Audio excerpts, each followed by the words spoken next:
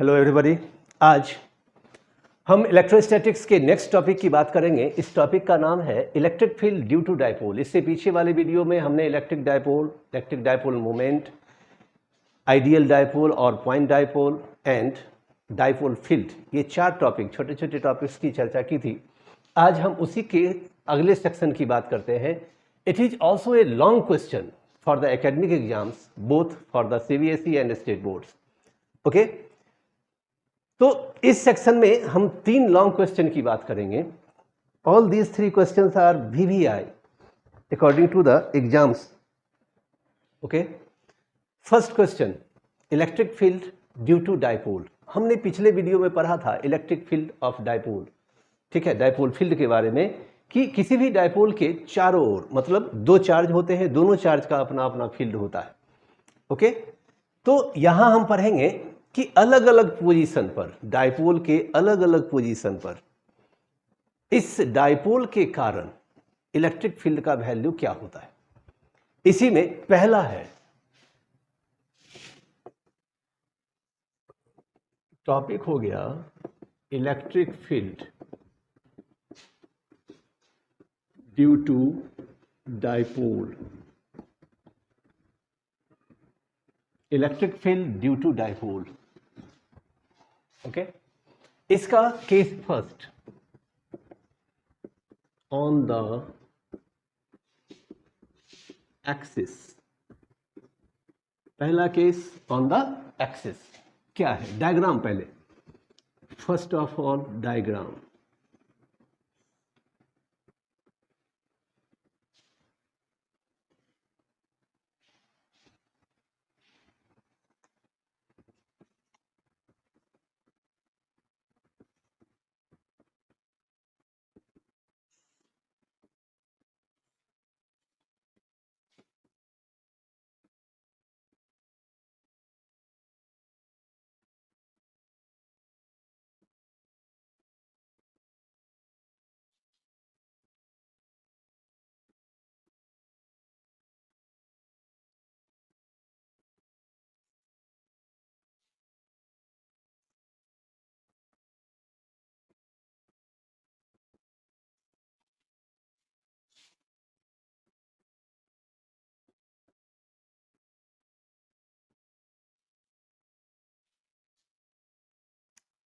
Now explain करते हैं इस डायग्राम को। A B is a dipole containing minus q at point A plus q at point B. O is the center of the dipole. Distance between the two charges minus q and plus q is 2a. Now, what do you mean by axial? Axial. What do you mean by axial? On the axis का क्या meaning होता है? तो देखिए, on the axis का meaning होता है in the direction of P. मतलब ये अगर डाइपोल है तो हम पॉइंट P को कहाँ लेंगे? पॉइंट, कोई भी एक ऐसा पॉइंट है जहां आपको डाइपोल के कारण इलेक्ट्रिक फील्ड कैलकुलेट करना है। ओके, तो ऑन द एक्सिस का मतलब क्या हुआ कि पॉइंट P हम कहां लेंगे? In the direction of P। P का डायरेक्शन पीछे आप पढ़ चुके हैं कि डाइपोल मोमेंट का डायरेक्शन किधर से किधर होता है, माइनस q से प्लस q की ओर। Okay, in simple language on the axis का मतलब होता है कि ऑन द हॉरिजॉन्टल एक्सिस। चलिए इसको क्लियर करते हैं हम लोग कि ये डाइपोल है, इसका हॉरिजॉन्टल एक्सिस ये होगा, वर्टिकल एक्सिस ये होगा। पॉइंट P यहां लेंगे तो it is called equatorial axis. Point P अगर हम यहां लेते हैं तो it is called axis, axial point. Okay, axis का मतलब हो गया along the direction of P। Okay, तो पॉइंट P यहां है। पॉइंट P का सेंटर से डिस्टेंस, यहां से डिस्टेंस इस पॉइंट का कितना हो गया, r। Okay, because in the coordinate system any distance is measured from the origin. Here O is the origin. Okay, now dipole में दो चार्ज होते हैं, एक माइनस क्यू दूसरा प्लस क्यू, इसीलिए पॉइंट P पर E के दो वैल्यू होंगे, one is E1, second is E2। Okay, dipole में जितने चार्ज E के उतने वैल्यू, डाइपोल में दो चार्ज होते हैं इसलिए यहां पॉइंट P पर E के दो वैल्यू हो गए, one is E1, second is E2। Okay, now let us explain, let an electric dipole AB of dipole moment vector p on the axis of dipole p is a point at OP equal to R. Very simple explanation. AB is a dipole of dipole moment vector P on the axis of dipole P is a point at distance OP equal to R. इससे ज़्यादा की ज़रूरत नहीं है. Now, to distance. अब देखिए point P पर दो E के दो वैल्यू, एक E1 दूसरा E2. E1 का चार्ज कौन है? -Q. कैसे? Because direction is inward. E1 का डायरेक्शन किधर है? इनवर्ड. और आप पढ़ चुके हैं इलेक्ट्रिक फील्ड में कि नेगेटिव चार्ज का इलेक्ट्रिक फील्ड किधर होता है? तो टुवर्ड्स द चार्ज होता है. +Q, इसका इलेक्ट्रिक फील्ड किधर होगा? आउटवर्ड. इसलिए ये E2 का चार्ज कौन हो गया? +Q. Okay. Now you have to calculate two distance. One is AP, another is BP. Now AP equal to OP plus OP plus OA equal to AP. R plus A किसके लिए? For E1. Very clear, everything must be clear. Okay. Now BP, second distance BP, that means distance from charge +Q to point P. Charge और point P के बीच का distance BP क्या होगा? OP minus OB R minus A for E2. तो E1 और E2 दोनों के लिए हमने R का वैल्यू निकाल लिया. Now at point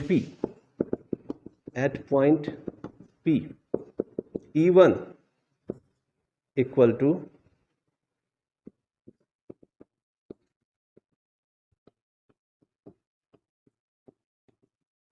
AP square. So E1 equal to Q by AP कितना?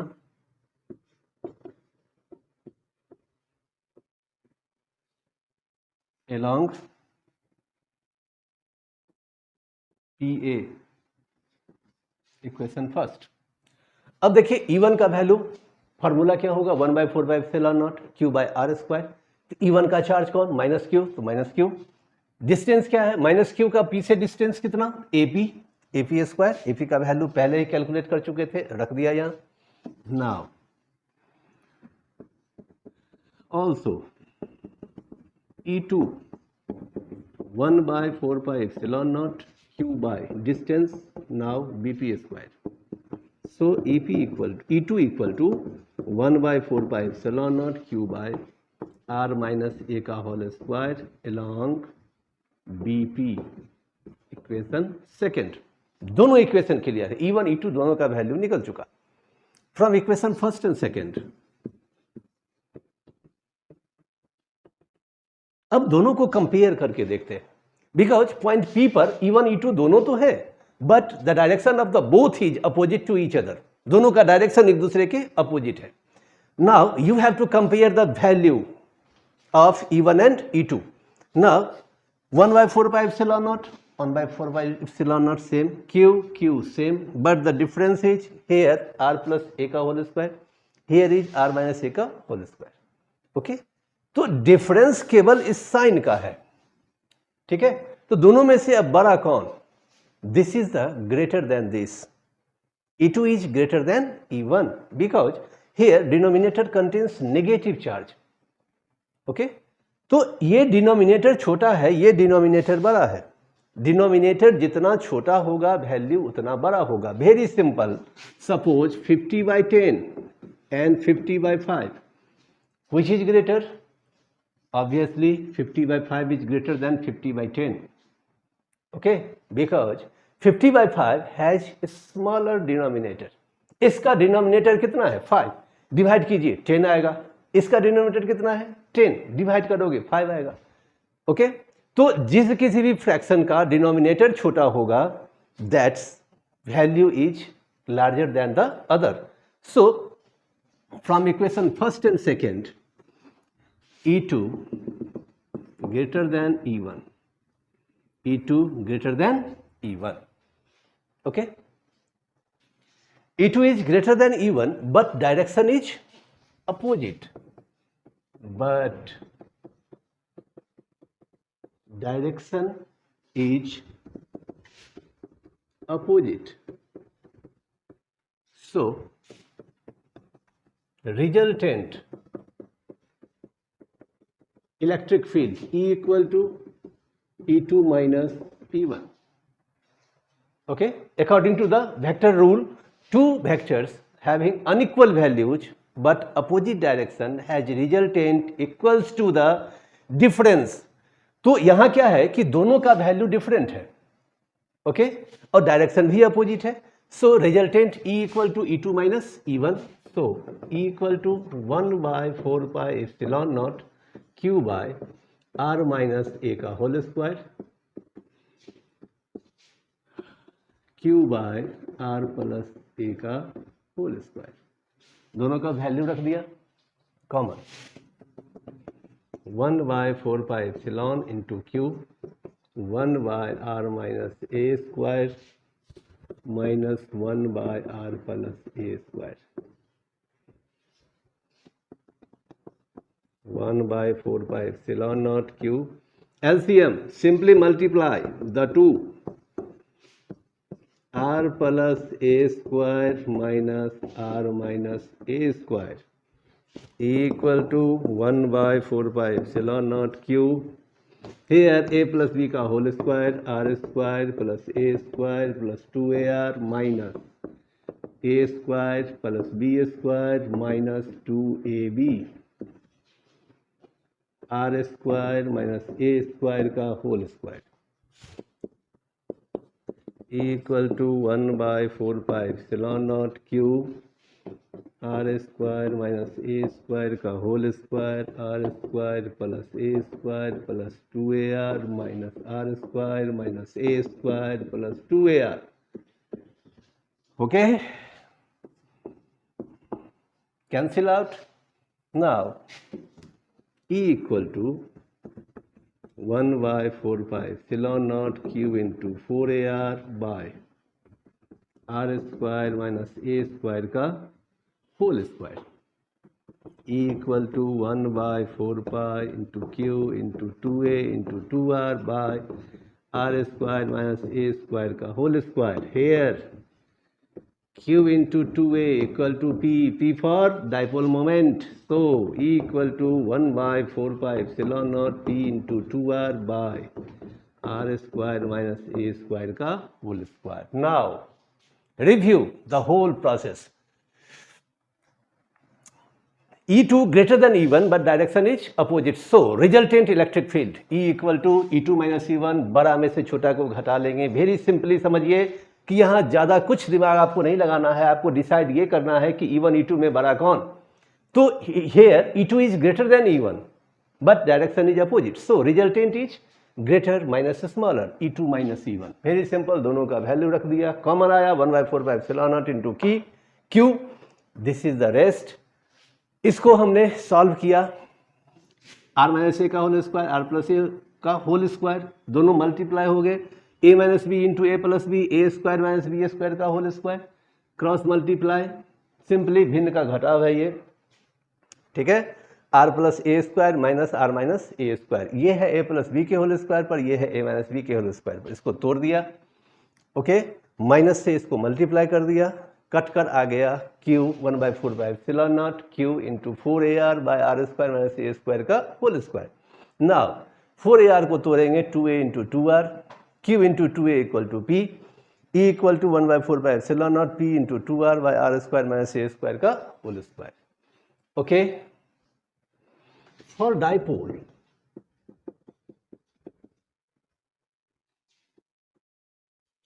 A is very less than R. So A square is negligible. आपको पढ़ाया था डाइपोल. डाइपोल में मैंने आपको बताया था कि the distance between the two charges each of the atomic level distance, उनका रेंज होता है 10 to the power minus 15 to 10 to the power minus 10 metre. It is the range of A. Okay? It is the range of distance between the two charges. Okay, now a squared, suppose this is the value of a 10 to the power minus 10. On squaring it becomes 10 to the power minus 20. तो 10 to the power minus 10 को जब square करेंगे तो ये value क्या आ जाएगा 10 to the power minus 20. It is a very very negligible value. Okay, and in physics it is the general rule that negligible quantities are deleted, that means omitted from the equation. Negligible values को equation से क्या करते हैं हम, omit कर देते हैं, निकाल देते हैं. तो इसलिए यहाँ ए स्क्वायर क्या हो जाएगा, डिलीट होगा, नेग्लिजिबल हो जाएगा. So that is r square minus A square equivalent to r square. Okay, for every case of the dipole this is the situation. A square always becomes negligible. Okay, a square always becomes negligible. Why? Because the value of a is very very small. Okay, now e equal to 1 by 4 pi epsilon naught p into 2r by r square pi square e equal to